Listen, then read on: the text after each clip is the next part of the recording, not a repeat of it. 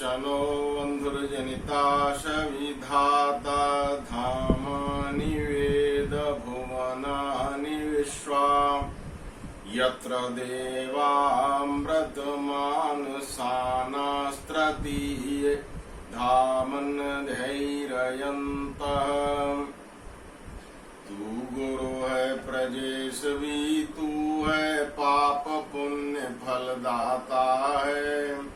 तू ही सखा बंधु मम, तू ही तुझसे ही सब नाता है। भक्तों को इस भव बंधन से तू ही मुक्त कराता है। तू है अजय अद्वैत महाप्रभु, सर्वकाल का जाता है। इस प्रातःकालीन अमृत वेला में देश के विभिन्न हिस्सों से जुड़े हुए प्यारे बच्चे, सभी साथी आयोजकगण, सभी को सर्वप्रथम गुरु पूर्णिमा की बहुत बहुत शुभकामनाएं, बधाई। तो आज हम गुरु पूर्णिमा के संबंध में ही विचार करेंगे। कल हम सभी ने, हमारे पूरे देश में ये पर्व मनाया गया।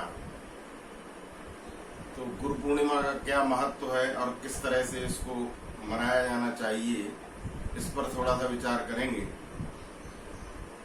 गुरु का गु का अर्थ होता है अंधकार, रु का अर्थ होता है जो दूर करे। जो अंधकार को दूर करे वो गुरु का आता है। पहली बात तो ये है कि गुरु की अच्छी पहचान होनी चाहिए।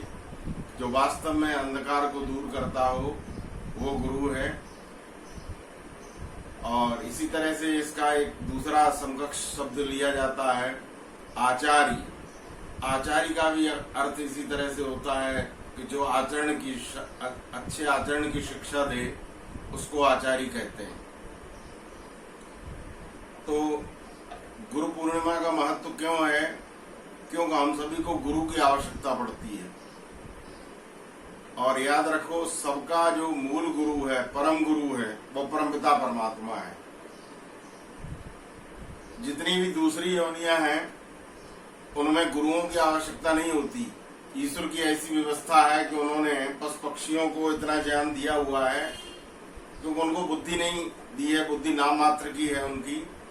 तो उनको तो केवल जो उनकी भोग योनियां हैं उसके अनुसार जो जो काम करने हैं, खाना पीना, आहार निद्रा भय मैथुनम च, खाना पीना और डरना डराना, संतान उत्पत्ति करना, ये उनके कार्य है।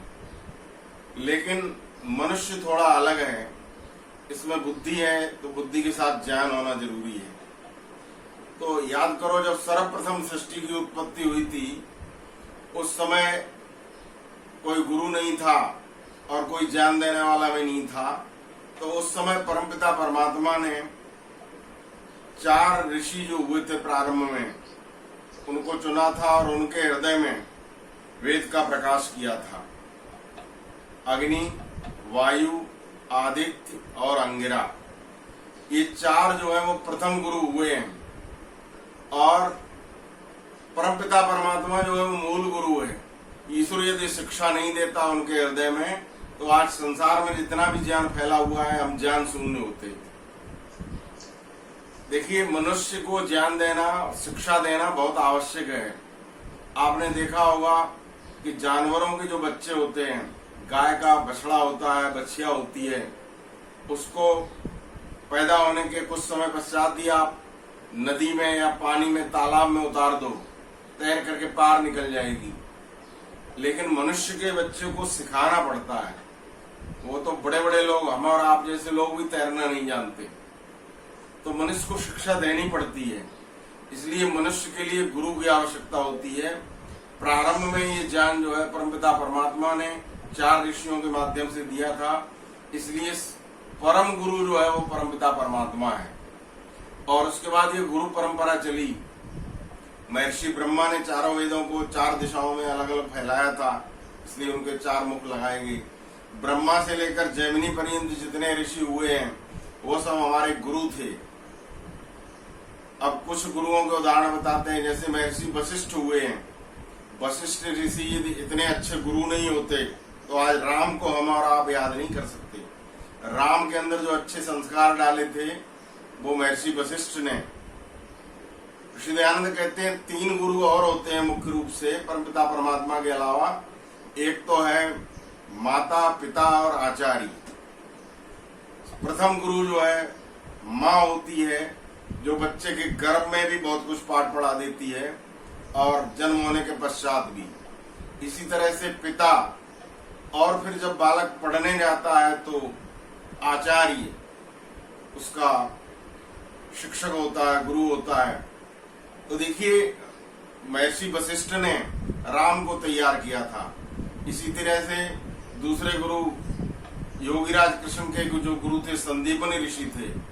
संदीपनी ऋषि इतने योग्य नहीं होते तो आज योगीराज कृष्ण को हम याद नहीं कर सकते थे। कृष्ण को कृष्ण बनाने वाले जो थे वो संदीपनी गुरु थे। इसी तरह से छत्रपति शिवाजी का नाम आता है। छत्रपति शिवाजी के जो गुरु थे वो समर्थ गुरु रामदास थे। छत्रपति शिवाजी का नाम हमारे देश में क्रांतिकारियों में और देशभक्तों में बड़े गर्व के साथ लिया जाता है, लेकिन उनको ये शिक्षा देने वाले जो प्रथम गुरु उनकी माँ जीजाबाई और उनके जो गुरु थे समर्थ गुरु रामदास। आधुनिक समय में देखेंगे तो महर्षि दयानंद को बनाने वाले उनको गुरुवर बिरजानंद जी महाराज थे। गुरुवर बिरजानंद जी महाराज यदि उनको नहीं मिलते और व्याकरण, पाणिनि व्याकरण की वो कुंजी, वेदों की कुंजी उनको नहीं देते, उनको नहीं पढ़ाते, तो ऋषि दयानंद ने जो वेदों का इतना बड़ा काम किया था जिसके कारण हम और आप उनको जानते हैं, वो उतना बड़ा कार्य करने में सक्षम नहीं हो सकते थे। इसलिए गुरु की बहुत महत्ता है और गुरु इसलिए पूजनीय माना गया है।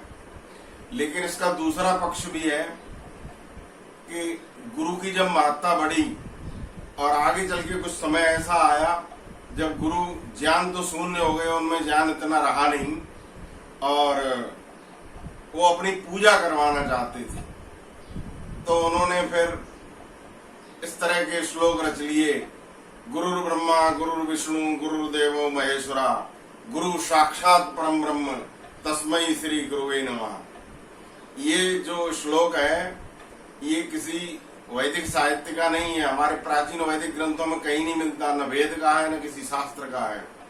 ये बाद में गुरुओं ने एक गुरु गीता बनाई थी अपनी पूजा कराने के लिए और उसमें ये श्लोक डाल दिया और उन्होंने क्या कहा कि गुरु की महत्ता इतनी अधिक है कि गुरुर् ब्रह्मा, गुरु ही ब्रह्मा है, गुरुर् विष्णु वही विष्णु है, गुरुर्देवो महेश्वरा और वही शंकर है, वही महेश्वर है। जबकि हमको मालूम है कि ब्रह्मा, विष्णु और महेश ये किसके नाम है? परमपिता परमात्मा के। परमपिता परमात्मा के जो 100 नाम है ऋषि दयानंद ने उनकी व्याख्या सत्यार्थ प्रकाश के पहले समुल्लास में की है। ईश्वर का एक नाम ब्रह्मा भी है। ब्रह्मा उसका नाम इसलिए है कि वो सृष्टि की रचना करता है और दूसरा नाम उसका विष्णु है कि व्यापक होने से वो संपूर्ण सृष्टि का पालन करता है, इसलिए वो विष्णु कहा जाता है। और उसका नाम रुद्र भी है, सृष्टि का संहार करता है। तो उन लोगों ने इस तरह के श्लोक बना करके गुरु ब्रह्मा गुरु विष्णु गुरुदेवो महेश्वरा गुरु साक्षात परम ब्रह्म तस्मै श्री, गुरु साक्षात ब्रह्म है, मतलब ईश्वर की पूजा करने की जरूरत नहीं, ईश्वर की उपासना की। अब ये जो गुरु आए ये गुरु नहीं रहे, ये तो अंधकार में ढकेलने वाले आ गए। ईश्वर से आपको मिलना है तो किसी गुरु के इस तरह के माध्यम के, अब इस गुरु ने जो कह दिया कि गुरु ईश्वर के पास आपको जाना ही नहीं, मैं ही साक्षात ब्रह्म हूँ, हमारी पूजा करो। तो इन्होंने क्या किया कि जो ईश्वर की उपासना होती थी, हम लोग ईश्वर की पूजा किया करते थे, उससे दूर हटा दिया। ईश्वर से दूर हटावे वो कभी गुरु नहीं कहा था। ऋषि दयानंद ने गुरु और आचार्य की परिभाषा व्यवहार भानु में देते हुए लिखा है, आत्मज्ञान समारंभस तितिक्षा धर्म नित्यता यमर्था नापकर्षन्ति सवै पंडितोच्यते। कौन गुरु है, किसको पढ़ाने का अधिकार है? वो कहते हैं आत्मज्ञान समारंभस, ऐसा गुरु जिसको आत्मा और परमात्मा का पूरा ज्ञान हो। आत्मज्ञान समारंभस तितिक्षा धर्म नित्यता, और जो सुख और दुख में समान रूप से द्वंद्वों में बरते, धर्म नित्यता, नित्य धर्म का आचरण करे। आत्मज्ञान समारंभ तितिक्षा धर्म नित्यता यमर्थानापकर्षन्ति, जिसको किसी प्रकार का अर्थ, किसी प्रकार का पैसा, धन, संपत्ति आकर्षित नहीं करे, सभी पंडितोच्चते, वो पंडित होते हैं, वो विद्वान होते हैं, वो आचार्य होते हैं, गुरु होते हैं। और आजकल के जो गुरु जो बन गए, जिन्होंने गुरडम फैलाया, वो उन्होंने अपनी पूजा करवाने के लिए पैसे के लालच में स्वयं भगवान बन बैठे। और आपने देखा कि ईश्वर जो कभी अवतार नहीं लेता, और उन्होंने कह दिया कि मैं साक्षात परम ब्रह्म हूं। उन्होंने अपने को ब्रह्म मान करके और जो ईश्वर की पूजा थी उससे छुड़ा दिया, और इसी का परिणाम ये हुआ कि आसाराम बापू जैसे भगवान बन बैठे, रामपाल बाबा हो गए, और पता नहीं कितने कितने लोग हो गए, राम रहीमी जैसे। ये गुरु इन्होंने लोगों को अंधकार के गर्त में ढकेल दिया। तो ये बिचौलिए बन बैठे परमपिता परमात्मा के और हमारे बीच में। तो इस गुरु पूर्णिमा के महत्व को हम इस रूप में समझें कि गुरु की महत्ता बहुत अधिक है, और प्रथम गुरु और परम गुरु जिसे कहते हैं वो परमपिता परमात्मा है। गुरु जो है वो ईश्वर से मिलाता है, इसलिए तो उसकी महत्ता है। तभी तो कबीर ने लिखा था, गुरु गोविंदो गड़े काके लागो पाए, बलिहारी गुरु आपने गोविंद दियो बताए। गुरु ही ने तो ईश्वर से मिलाया है, इसलिए गुरु की महत्ता है। लेकिन इतनी महत्ता नहीं है कि वो गुरु स्वयं भगवान बन बैठे। भगवान से मिलाने के कारण उसकी महत्ता थी।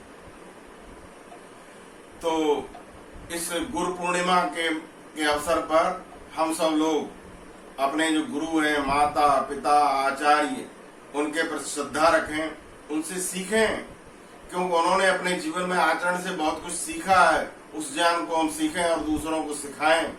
और कोई गुरु हमको अंधकार में ढकेल रहा हो तो उससे सावधान भी रहें। ये इस गुरु पूर्णिमा पर संदेश है। इसी के साथ मैं अपनी वाणी को विराम देता हूँ। ओम सम, सभी को नमस्कार।